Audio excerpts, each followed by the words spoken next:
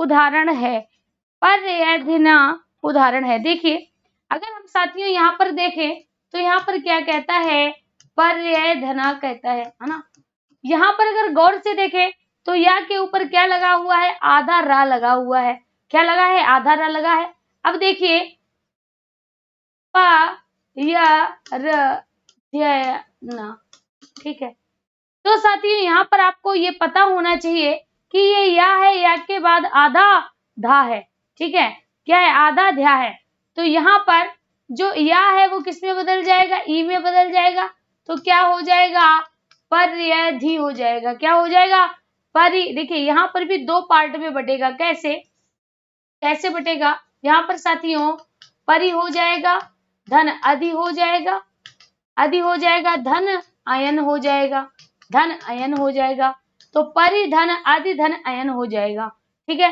Right विकल्प आपका क्या होना चाहिए, पर्य धन, या में रा लगा हुआ है तो यहाँ पर क्या हो जाएगा, पर्य धन अधन। यानी यहाँ पर अगर हम देखा जाए साथियों तो अव्ययीभाव समास इज द राइट विकल्प होगा, ठीक है। परि धन अधि धन अयन होगा।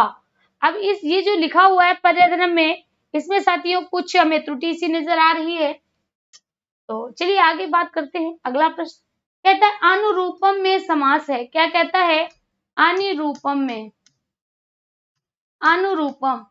तो अनुरूपम को अगर देखें तो दो शब्द हैं यहाँ पर साथियों। क्या है, दो शब्द है। अब ये दो शब्द कौन कौन से हैं, तो पहला शब्द है आपका अनु और दूसरा है रूप। ऐसे देखते हैं क्या है, पहला शब्द है आपका अनु और दूसरा है रूप। अनु क्या होता है, अनु होता है, अब क्या होता है साथियों, उपसर्ग होता है। क्या होता है, उपसर्ग होता है। जिसका अब देखिए अनुरूप में क्या है, पहला पद उपसर्ग आ गया, और जिस समास में पहला पद उपसर्ग होता है वह साथियों क्या होता है, अव्ययीभाव समास होता है। अब अनु किस में बदल जाएगा, अनु साथियों या तो योग्य में बदलेगा या पश्चात में बदलेगा। तो इसका अर्थ क्या होगा, रूपस्य योग्यम। क्या हो जाएगा, रूपस्य योग्यम, रूप के योग्य, रूप के योग्य हो जाएगा, रूप के अनुसार हो जाएगा। ऑप्शन ए आपका राइट विकल्प होगा। बहुब्रीहि कहता है अन्य पद प्रधान होगा। कर्मधारय कहता है विशेषण विशेष का संबंध होगा। तत्पुरुष कहता है विभक्ति चिन्ह का लोप हो जाएगा। अगला प्रश्न कहता है संप्रसारण संज्ञा नहीं होगी। क्या कहता है, संप्रसारण संज्ञा नहीं होगी, संप्रसारण संज्ञा नहीं होगी। अब देखिए संप्रसारण का सूत्र क्या होता है, एक गणा। क्या कहता है, एक धन यणा, यानी एक का यण होना। इक का बात करें तो साथियों इक मतलब क्या है, ई प्लस आ का या होना, उ प्लस आ का वा होना, री प्लस आ का रा होना, ला प्लस आ का ला होना, ठीक है। तो ये साथियों जो है ये है हमारा इक, और ये वाला जो है वह क्या है, यण है। तो इक का यण में बदलना क्या कहलाता है, यज्ञणा संप्रसारण कहलाता है। तो यहाँ पर देखिए ई प्लस आ होगा, उ प्लस आ होगा, रा प्लस आ होगा, क्या नहीं होगा, डी नहीं होगा। क्या होगा, डी नहीं होगा, ठीक है। क्योंकि डी में आप देख रहे हो यहाँ पर तो उ है, यहाँ पर क्या है, उ है, और मेल किससे हो रहा है, उ से हो रहा है। तो यहाँ पर समान से मेल हो रहा है। तो यहाँ पर क्या हो जाएगा, संहिता संज्ञा हो जाएगी। क्या होगी, संहिता संज्ञा हो जाएगी, ठीक है। चलिए आगे बढ़ते हैं। अगला प्रश्न कहता है पठंती प्रत्यय में कौन सी संज्ञा होगी। फटाफट बताइए, पठंती प्रत्यय में कौन सी संज्ञा होगी, पठंती प्रत्यय में कौन सी संज्ञा होगी। अब साथियों पहला लिखा है निष्ठा। निष्ठा क्या कहता है, अक्त अक्तवतु निष्ठा। क्या कहता है, अक्त अक्तवतु निष्ठा। घा क्या कहता है, घा कहता है तरप तमपऊ घा। क्या कहता है, तरप और तमप में क्या होती है, घा संज्ञा होती है। घी कहता है शेषो घ्या सखी। क्या कहता है, शेषो घ्या सखी, यानी शेष घ्या सखी, मतलब जो इकारांत होते हैं उनमें साथियों क्या होती है, घी संज्ञा होती है। जबकि अगर सत की बात करें, इसको क्या कहते हैं, तऊ सत कहते हैं। याद होना चाहिए, सत्र और सानच में, किसमें, सत्र और सानच में साथियों क्या होती है, सत्र और सानच में आपकी सत संज्ञा हो जाती है। डी विकल्प राइट होगा। कैसे, देखिए सत्र में अगर हम देखेंगे तो साथियों अत, अन, अंति होता है, ठीक है। सानच में देखेंगे तो मान हो जाता, तो यहाँ पर क्या होता, पठ माना हो जाता, जबकि यहाँ पर पठत हो जाता, पठन हो जाता और पठंती हो जाता। तो पठंती का पूछ रहा है, ऑप्शन जाएगा डी के साथ। अगला प्रश्न कहता है रोरी सूत्र है, क्या कहता है, रोरी के बारे में पूछ रहा है। रोरी किसका सूत्र है, रोरी साथियों कहते हैं रा का, रा के बाद रा का आना, रा के बाद जब रा आता है, रोरी, रा के बाद जब रा आता है तो इस रा का लोप हो जाता है। रा का क्या होता है, लोप हो जाता है। इसी को साथियों रलोप संधि कहते हैं। इसको क्या कहते हैं, इसी को साथियों रलोप संधि कहते हैं, जिसका सूत्र क्या है, सूत्र है रोरी।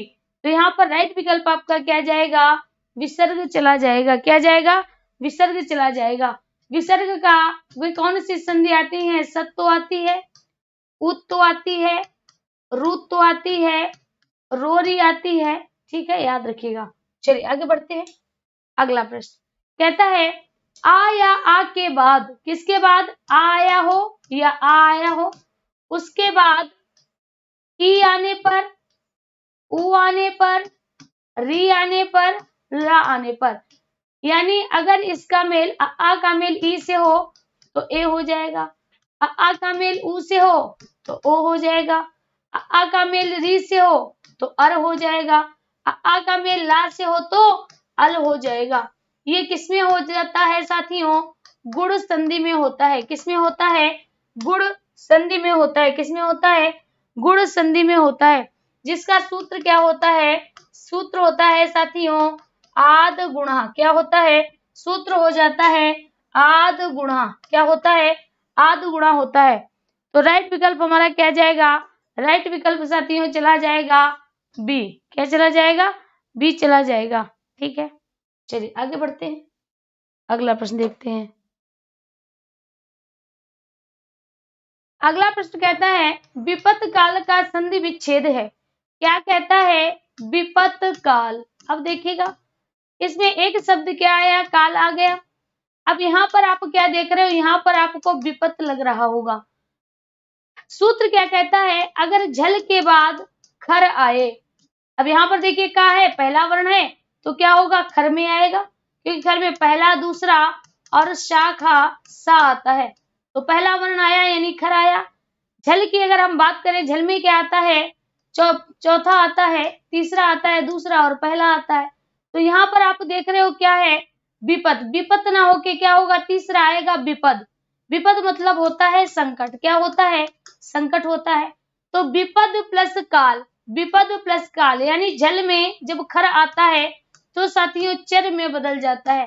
चर मतलब पहले वर्ण में बदल जाएगा। किसमें बदलेगा, पहले वर्ण में बदल जाएगा। किसमें बदलेगा साथियों, पहले वर्ण में बदल जाएगा। और दा का पहला वर्ण क्या है, ता हो जाता है।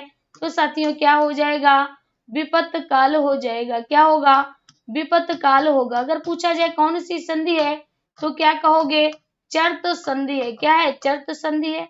इसको हम क्या कहते हैं, खरिच कहते हैं। खरिच कहते हैं यानी खर का चर बनना, खर का चर बनना, ठीक है, खर का चर बनना। तो यहाँ पर ऑप्शन क्या जाएगा, ऑप्शन साथियों चला जाएगा आपका सी के साथ, ठीक है। अगला प्रश्न कहता है प्राप्य में उपसर्ग प्रगति एवं प्रत्यय। क्या कहता है, प्राप्य कहता है। यहाँ पर देखिएगा क्या कहता है, प्राप्य कहता है। तो आप क्या देख रहे हो, अंत में या है। अब देखिए लेप के अंत में या आता है, अक्तिन के अंत में ती आता है, अक्ता के अंत में ता आता है, अक्त्वा के अंत में त्वा आता है। तो त्वा नहीं होगा, ता नहीं होगा, ती नहीं होगा, क्या होगा, या है तो 100% लेप होगा। अब लेप क्या कहता है, लेप कहता है कि आगे उपसर्ग भी होना चाहिए, यानी उपसर्ग होगा। फिर साथियों धातु होगी, फिर आपका प्रत्यय होगा, फिर प्रत्यय होगा। तो यहाँ पर आप देख रहे हैं उपसर्ग क्या है, प्रा है, धातु क्या है, आप है, और साथियों प्रत्यय क्या है, ल्यप है। तो इस तरह से क्या बना, प्राप्य बना। ऑप्शन जाएगा ए के साथ चला जाएगा, ए के साथ चला जाएगा। ठीक है, चलिए आगे बढ़ते हैं। अगला प्रश्न कहता है पठन में प्रकृति एवं प्रत्यय है। फटाफट बताइए, पठन में प्रकृति एवं प्रत्यय है, पठन में प्रकृति एवं प्रत्यय है, क्या होगा? फटाफट आंसर करिएगा। अब देखिए यहाँ पर पठन क्या लिखा है, पठन लिखा है। तो यहाँ पर आपको साफ साफ दिख रहा है कि यहाँ पर धातु तो पठ होगी और बचा क्या, ना बचा है। अब देखिए अगर लेप की बात करें तो अंत में यह आएगा, सत्र की बात करें तो साथियों अत अन अंति आएगा, अगर अक्तिन की बात करें तो ती आएगा, और अक्ता की बात करें तो क्या जाएगा, ता जाएगा। तो हम क्या देख रहे हैं, क्या लिखा है, ना लिखा है। क्या लिखा है, ना लिखा है, यानी अन आया है। क्या आया है, अन आया है। तो साथियों अन के आने से क्या हो जाएगा, सत्र हो जाएगा। तो क्या होगा, पठ धन सत्र। क्या होगा, पठ धन सत्र हो जाएगा। क्यों, क्योंकि या तो है नहीं, होगा नहीं, ती है नहीं, ता है नहीं, तो राइट विकल्प में क्या देना पड़ेगा, बी देना होगा। ठीक है, ठीक है, चलिए आगे बढ़ते हैं। आगे क्या कहता है, अगला प्रश्न कहता है कर्तावाच्य का उदाहरण नहीं है। देखिएगा अगर साथियों कर्तावाच्य होगा, अगर कर्तावाच्य होगा तो कर्ता हमेशा किसमें रहेगी, प्रथमा में रहेगा, यानी तृतीया में नहीं रहेगा। और अगर कर्तावाच्य नहीं होगा, कर्तावाच्य नहीं होगा तो प्रथमा में नहीं होगा, कर्तावाच्य नहीं होगा तो प्रथमा में नहीं होगा।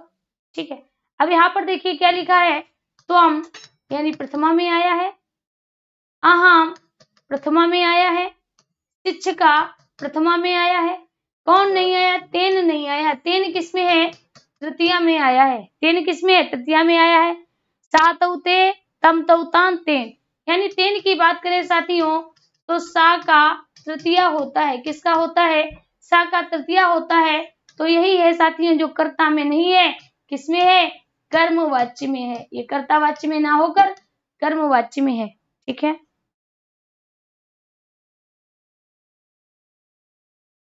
बात क्लियर। चलिए आगे बढ़ते हैं। अगला प्रश्न, अगला प्रश्न कहता है 79 को संस्कृत संख्या नहीं है। 79 पूछ रहा है, 79 कैपे के 79, 7 9 79। अब हम इसको कैसे लिखेंगे, 9 + 70 लिखेंगे। क्या लिखेंगे, 9 + 70।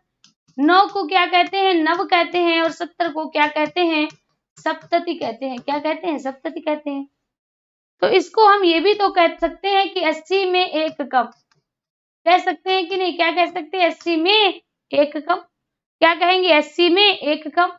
तो एक कम को क्या कहेंगे, एकोन।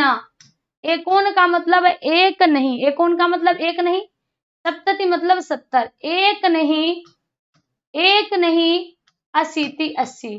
क्योंकि क्या कहता है, सप्तति कहता है 70, और यहाँ पर क्या कहता है, 80 में एक नहीं, 80 को साथियों अशीति कहते हैं। 80 को क्या कहते हैं, 80 को अशीति कहते हैं। 80 को क्या कहते हैं, अशीति कहते हैं। यानी 80 में एक नहीं होगा। क्या कह रहा है, 80 में एक नहीं होगा। तो साथियों उसको हम क्या कहेंगे, अशीति कहेंगे। ठीक है, इसी को हम कहेंगे ऊनाशीति। क्या कहेंगे, ऊनाशीति।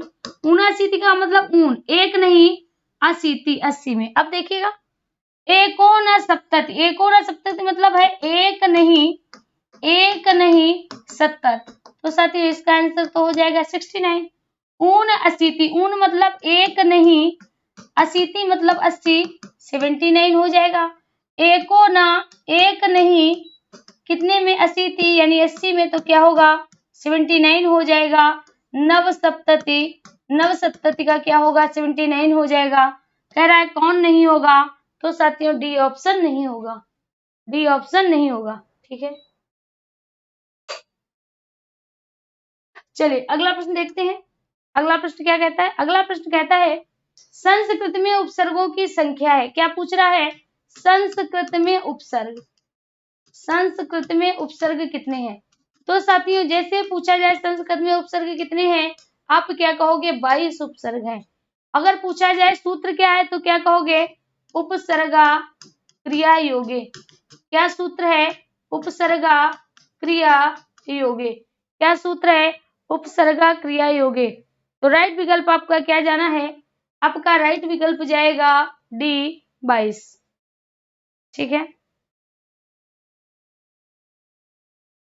चलिए आगे बढ़ते हैं। अगला प्रश्न, अगला प्रश्न कहता है चिरात शब्द का द्योतक है। किसका द्योतक पूछ रहा है? चिरात। अब देखिए चिरात की बात करें तो साथियों ये दो शब्दों से मिलकर बना है चिर प्लस आत। ठीक है, चिर प्लस आत। तो आपने सुना होगा चिरायु भव, चिर आयु। चिर मतलब, चिर कहते हैं लंबे समय को, देर तक को, और आयु मतलब यानी दीर्घ आयु। क्या कहते हैं? दीर्घ आयु। चिरंजीवी, चिर मतलब लंबे समय तक, जीवी मतलब जीवित रहो। तो साथियों चिर किसे कहते हैं? चिर कहते हैं अधिक समय तक। क्या कहते हैं? अधिक समय तक, या इसी को कहते हैं देर तक। इसको क्या कहते हैं? देर तक कहते हैं या अधिक तक कहते हैं। तो साथियों ये किसका प्रतीक है? समय का प्रतीक है। किसका है? समय का प्रतीक है। वी विकल्प आपका राइट चला जाएगा।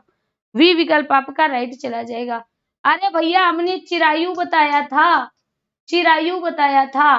चिर धन आयु, चिर धन आयु। आयु मतलब तुम्हारा जो जीवन है वो आयु होती है, जितने साल के होते हो। चिर मतलब होता है लंबे। ठीक है,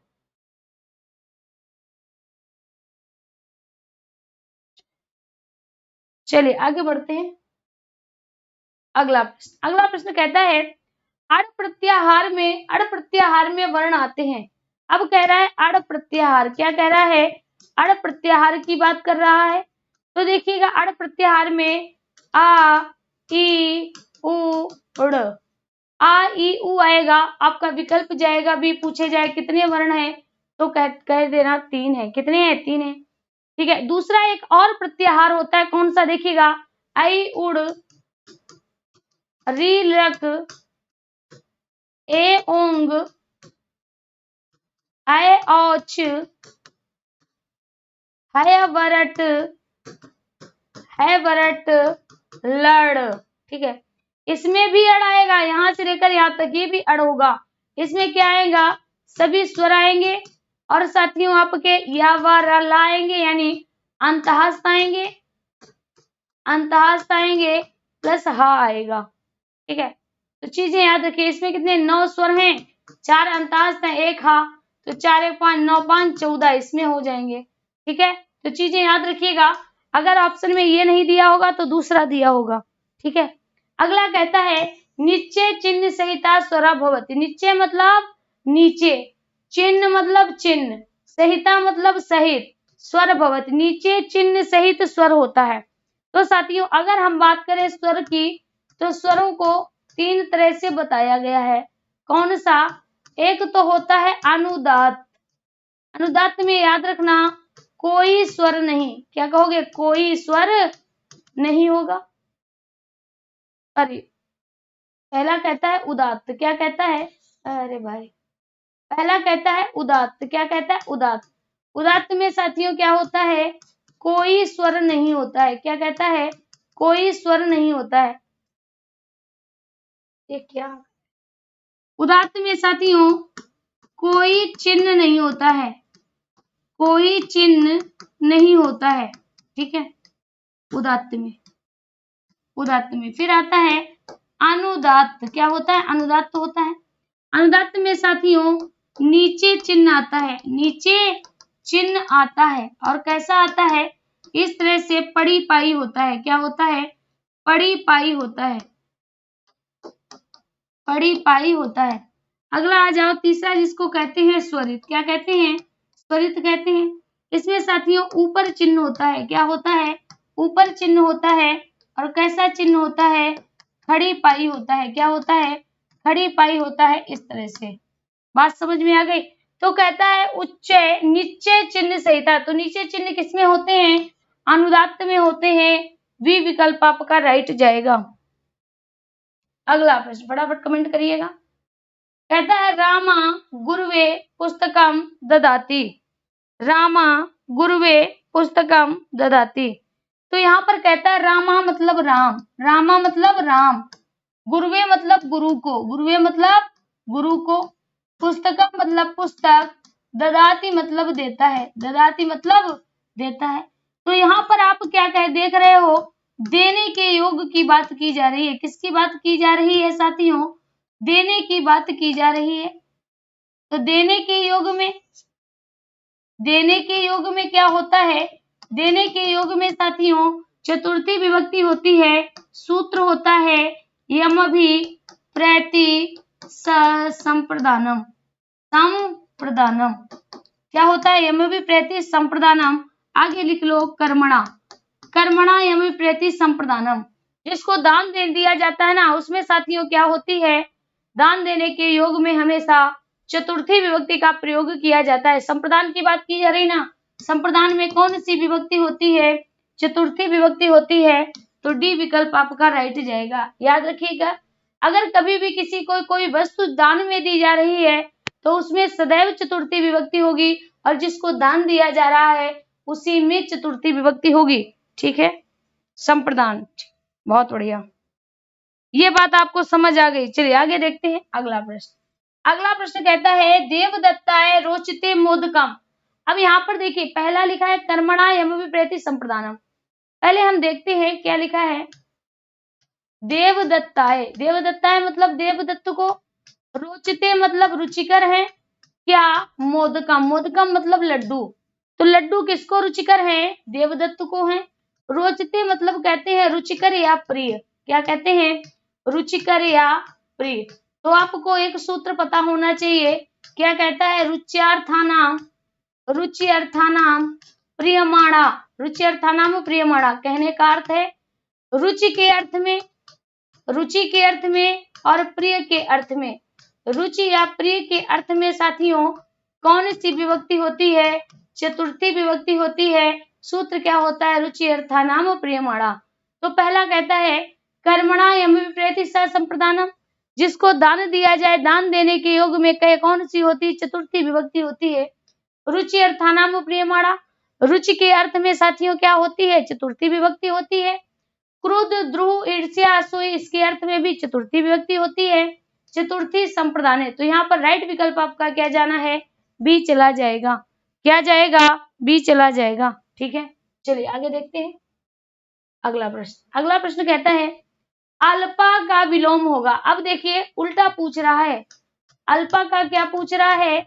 विलोम शब्द पूछ रहा है। क्या पूछ रहा है? विलोम। तो अल्प मतलब क्या होता है? अल्प मतलब होता है थोड़ा, अल्प मतलब थोड़ा। अल्प का क्या हो जाएगा? अब देखिए यहाँ पर लिखा है अनेक, तो अनेक का क्या होगा? एक होगा, और एक का क्या होगा? अनेक होगा। तो यहाँ पर तो ऐसे हो जाएगा। क्लियर, बात समझ में आ गई। अब यहाँ पर देखिए क्या लिखा है? बहु।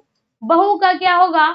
बहु का होगा अल्प, और न्यून का भी क्या होगा? न्यून का बहु हो जाएगा। ठीक है, इसका बहु न्यून भी होगा, बहु का न्यून भी होगा। तो यहाँ पर राइट विकल्प आपका क्या जाना है? सी चला जाएगा, सी चला जाएगा। ठीक है, चलिए आगे बढ़ते हैं। अगला प्रश्न कहता है शरीरम का पर्यायवाची शब्द है। देखिए अगर बात करें शरीर, शरीर को क्या कहते हैं? शरीर को कलेवर कहते हैं, शरीर को गात कहते हैं, शरीर को बपू कहते हैं, है ना? बपू कलेवर गात, है ना? बपू कहते हैं, कलेवर कहते हैं, शरीर कहते हैं, देह कहते हैं। क्या कहते हैं? देह कहते हैं। तो अब देखिएगा पहले लिखा है बपू, दूसरा लिखा है केसरी, सरसी, ब्याल। तो आपको पता होना चाहिए ब्याल किसे कहा जाता है? ब्याल साथियों कहा जाता है सर्प को। केसरी किसे कहा जाता है? केसरी कहा जाता है शेर को। और यहाँ पर राइट विकल्प आपका क्या जाएगा? बपू चला जाएगा। क्या जाएगा? बपू चला जाएगा। ठीक है, बपू चला जाएगा। अगला प्रश्न, अगला प्रश्न नहीं है, पहले आपको इसको पढ़ना है और पढ़कर इसके आगे आंसर देने हैं। कहता है महाभारत का युद्ध 18 दिनों तक चला था, यानी महाभारत का युद्ध 18 दिनों तक चला। आदौ, आदौ मतलब प्रथम, कौरव पक्ष के पितामह भीष्म सेनापति हुए। यानी प्रथम जब चला तो क्या हुए, कौरव पक्ष से जो भीष्म पितामह थे वो सेनापति हुए। 10 दिनों तक सह युद्धम अकरोत, सह मतलब वह युद्ध, अकरोत युद्ध किया, उन्होंने 10 दिनों तक युद्ध किया। तथा इसके बाद एकादशी दिवसे यानी 11वें दिवस द्रोणाचार्य सेनापति अभवन, द्रोणाचार्य सेनापति हुए। यानी 10 दिनों तक भीष्म पितामह सेनापति रहे। 11वें दिन कौन हुआ, 11वें दिन साथियों द्रोणाचार्य सेनापति हुए। अब 5 दिनों तक सेनापति रहे। देखिए 18 दिन तक चला था ना, टोटल कितने दिन तक चला था, 18 दिन तक चला था। तो 1 से लेकर 10 दिन तक कौन रहे थे, भीष्म पितामह रहे थे।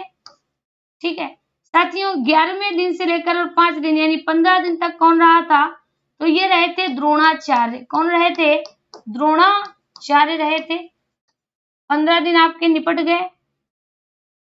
ठीक है, अब देखिए पंचदशी दिवसे यानी 15वें दिन, पंचदशी मतलब 15वें दिवस सह वीर गति प्राप्तवान, उन्होंने वीर गति प्राप्त कर ली।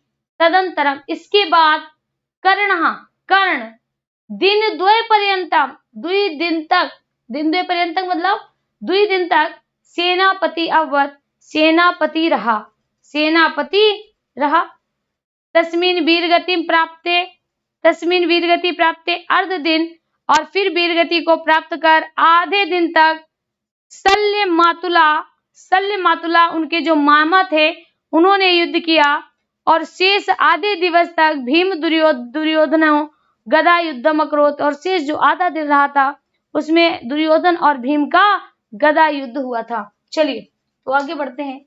पहला प्रश्न लिखा है महाभारत युद्ध एकादश दिवसीय का सेनापति। तो याद करिए 1 से लेकर 10 दिन तक तो भीष्म पितामह बने थे, और 10 से लेकर 15 दिन तक कौन बने थे साथियों, द्रोणाचार्य बने थे। ठीक है, और 15 से लेके 15 दिन तक अब 16 से लेकर 16 और 17 तक कौन बना था, 2 दिन तक कौन बना था, कर्ण बना था, और आधे दिन के लिए उनका कौन बना था, मामा बना था।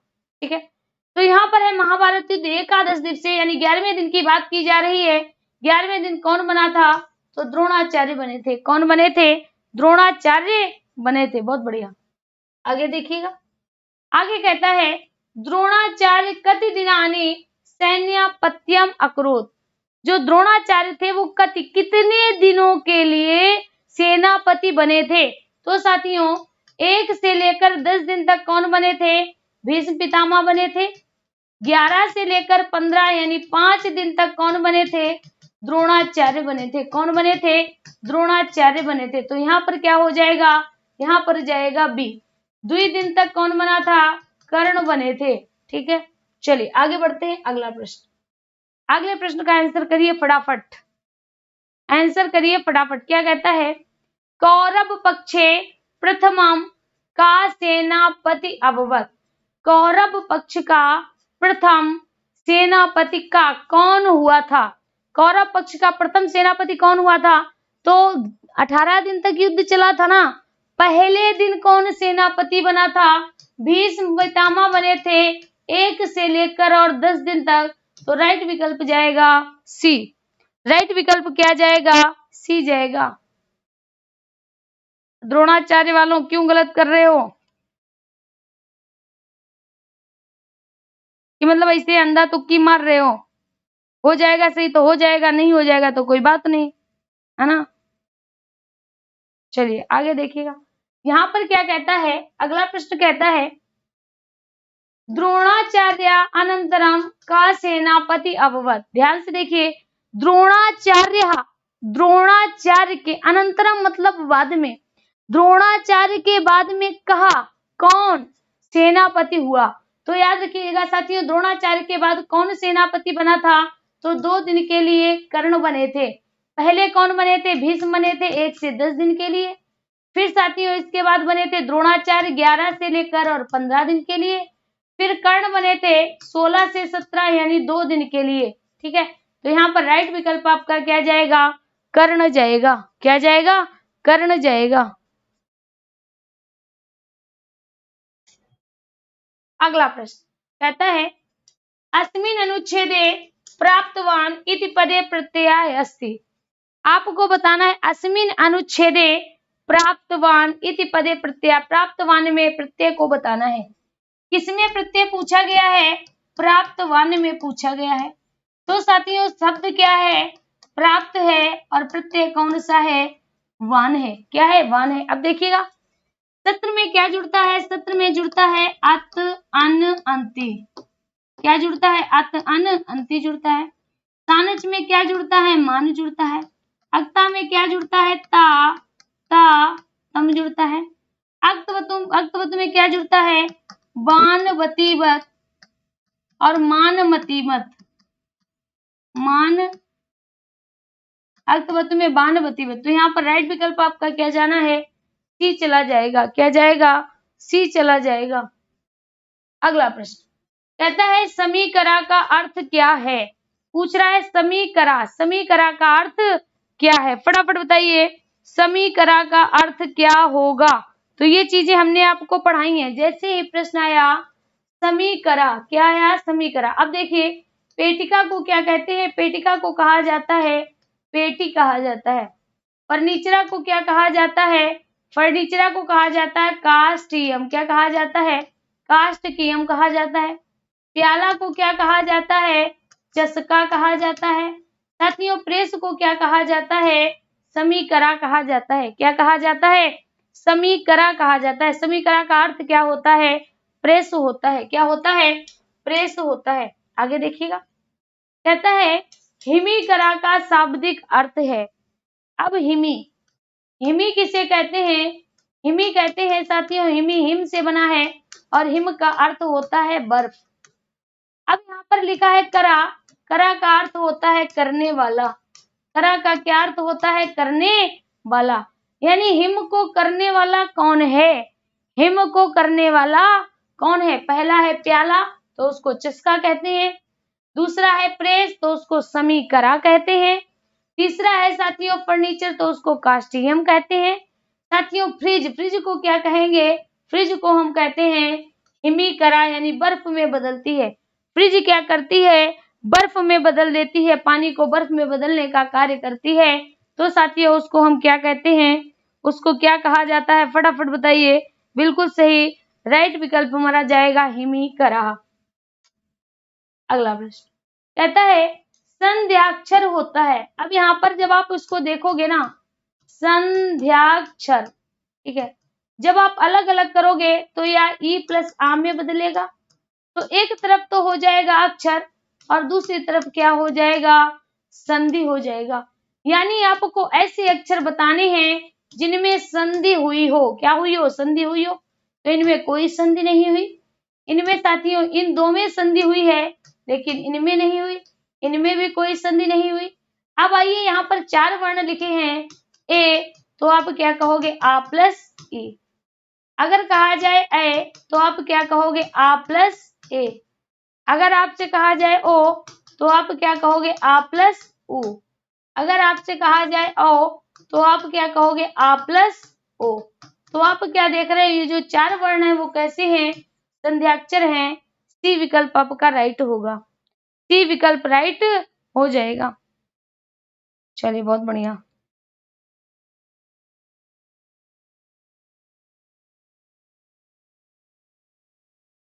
चलिए ठीक है, यहाँ तक बात समझ में आ गई सभी के। आगे बढ़ते हैं, अगला प्रश्न देखते हैं। अगला प्रश्न कहता है अष्टाध्यायी का दूसरा नाम क्या है? क्या कहता है? अष्टाध्यायी का दूसरा नाम क्या है? अष्टाध्यायी का दूसरा नाम। तो साथियों अष्टाध्यायी किसकी पुस्तक है? पाणिनि की पुस्तक है। और साथियों इसमें किसके विषय में है? ये व्याकरण के संबंध में है। अष्टाध्यायी साथियों शब्दानुशासन की है। क्या है? शब्दानुशासन, शब्दानुशासन यानी किसके विषय में बताता है? शब्दों के अनुशासन के विषय में बताता है। डी विकल्प आपका राइट हो जाएगा, शब्दानुशासन हो जाएगा। ठीक है, अगला प्रश्न। अगला प्रश्न कहता है व्यंजन वर्ण की सही मात्रा बताइए।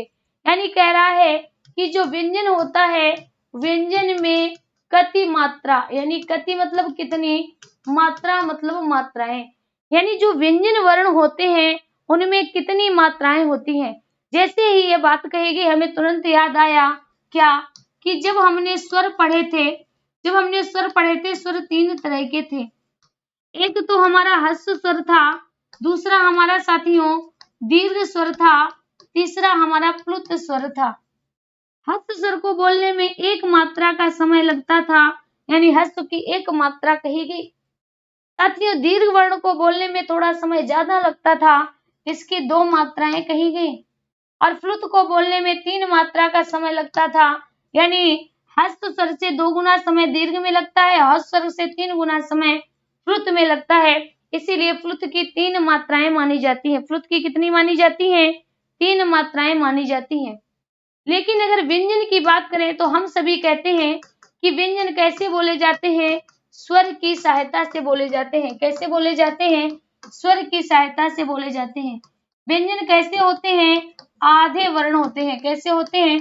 आधे वर्ण होते हैं, या हम कह सकते हैं अधूरे वर्ण होते हैं। ठीक है, तो इनकी मात्रा भी कितनी मानी जाती है? आधी मात्रा मानी जाती है। कितनी मानी जाती है? आधी मात्रा मानी जाती है। कितनी मानी जाती है? आधी मात्रा मानी जाती है। तो राइट विकल्प क्या जाएगा आपका? डी चला जाएगा। क्या जाएगा? डी चला जाएगा। क्लियर? डी हो जाएगा। यहां तक बात आपको समझ आ गई होगी। चलिए आगे बढ़ते हैं। अगला प्रश्न कहता है यत्र नारेस्तु पूज्यन्ते, यत्र नारेस्तु पूज्यन्ते रमन्ते तत्र देवता। अब देखिए यहाँ पर क्या कहता है, बिल्कुल सादी सी बात है। कहता है यत्र नारेस्तु, यत्र मतलब जहां, नारेस्तु मतलब नारी की।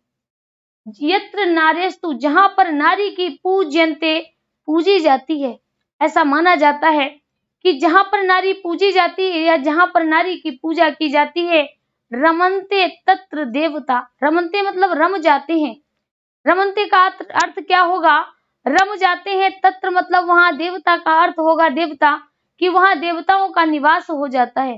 कहता है ये सूक्ति किस ग्रंथ से ली गई है? जल्दी से बताएं कि ये जो सूक्ति है वो किस ग्रंथ से ली गई है। बहुत से कम लोगों के सही होंगे, और मोस्टली हमें आशा ही नहीं बल्कि विश्वास भी है कि कई लोगों को के गलत भी होंगे। 30 का बी, 30 का सी, ऐसे आंसर आ रहे हैं। चलिए देखिएगा साथियों, याद रखिएगा कहा गया है जहां नारी की पूजा होती है वहां देवता रहते हैं। ये साथियों जो पंक्ति है वो किससे ली गई है? मनुस्मृति से ली गई है। किससे ली गई है? मनुस्मृति से ली गई है। इसके लेखक कौन माने जाते हैं? मनु माने जाते हैं। कौन माने जाते हैं? मनु माने जाते हैं। ठीक है, अगर साथियों बात करें नीति शतक, नीति शतक में क्या है? नीति के 100 श्लोक हैं। नीति के 100 श्लोक हैं, है ना। नीति शतक किसने लिखी है? भर्तृहरि के द्वारा लिखी गई है। किसके द्वारा? भर्तृहरि के द्वारा लिखी गई है। विदुर नीति, विदुर नीति में किसकी है? विदुर की नीति है। और साथियों जो गीता है ना, गीता किससे ली गई है? तो गीता साथियों महाभारत से ली गई है। महाभारत से ली गई है। तो यहाँ पर आपका ऑप्शन क्या जाएगा? ऑप्शन चला जाएगा बी के साथ, मनुस्मृति से ली गई। किससे ली गई है? मनुस्मृति से ली गई है। क्लियर? किसी को कोई डाउट? किसी को कोई डाउट? चलिए बहुत बढ़िया।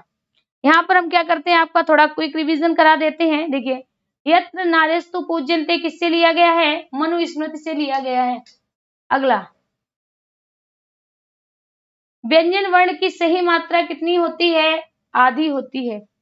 अष्टाध्यायी का दूसरा नाम शब्दानुशासन है। संध्याक्षर कौन है? ए ऐ ओ औ। हिमिकरा का शब्द है फ्रिज। समीकरा का अर्थ है प्रेस। अस्मिन अनुच्छेदे प्राप्तवान में कौन सा उपसर्ग, कौन सा प्रत्यय है? कौन सा प्रत्यय है? तो जल्दी बताइए। अक्तवतु है। ठीक है। द्रोणाचार्य का सेनापति अवध, तो कर्ण है। ठीक है। कस्मिन प्रथम सेनापति कौन थे? भीष्म थे। दूसरे द्रोणाचार्य थे, 5 दिन तक रहे थे। ठीक है। युद्ध में के एकादश दिवसीय कौन सेनापति हुआ था? तो द्रोणाचार्य हुए थे। ये इसका पूरा का पूरा पैराग्राफ था। शरीर का पर्यायवाची कलेवर, गात, बपु, देह।